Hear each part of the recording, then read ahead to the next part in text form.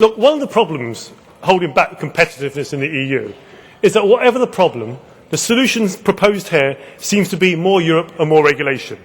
And while we in the ECR campaign against red tape that holds back businesses from creating jobs, as we consider the issues to be discussed at this summit, Greece and the Mediterranean crisis, the solution seems to be not more red tape, but just more sticking plaster, more band-aid. Consider the patient that is the Greek economy. Each time we approach another Greek crisis, rather than sticking to the medicine, we propose more sticking plaster.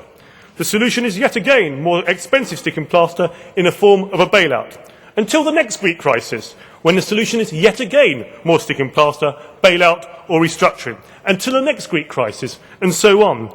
If and when we reach another deal, how long will it be before we are back here again in this chamber debating the same issues? How long until the Eurozone runs out of sticking plaster? How long will this blame game go on between the member states?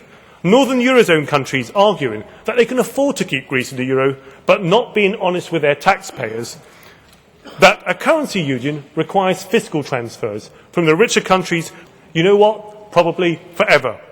And the Greek government has to play its role and also behave responsibly, as other group leaders have said. It is time to stop the sticking plaster.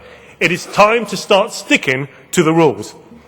If we look at the crisis in the Mediterranean, there is no easy answer, despite what many people claim. We cannot let no one in, yet we cannot let everyone in. But until we have a strategy, we will simply be providing lifeboats, plucking unfortunate, desperate people from the sea.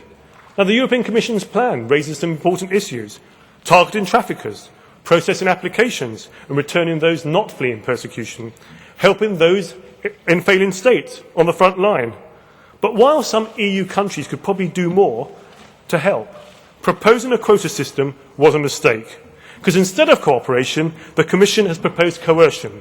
So instead of solidarity, we now have polarity. Instead of countries working with each other, we have countries arguing with each other. Let us come together in a spirit of cooperation to alleviate the suffering of those in countries from which people flee, to process genuine applications before they make that hazardous journey, and to target the people traffickers who sell a false hope. Not another sticking plaster solution until a future summit. And on security and defence, cooperation on coordination, not coercion, should be the principle that we will abide by.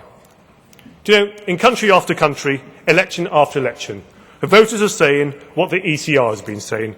Europe cannot go on as it is. Europe has to change. So as the British Prime Minister David Cameron introduces ideas for reform, do not see it as simply a shopping list for Britain, but seize it as a chance for genuine reform of the EU. Then maybe all of us in the EU will be better placed to face the challenges within our borders, the challenges at our borders, and the challenges beyond our borders. Thank you.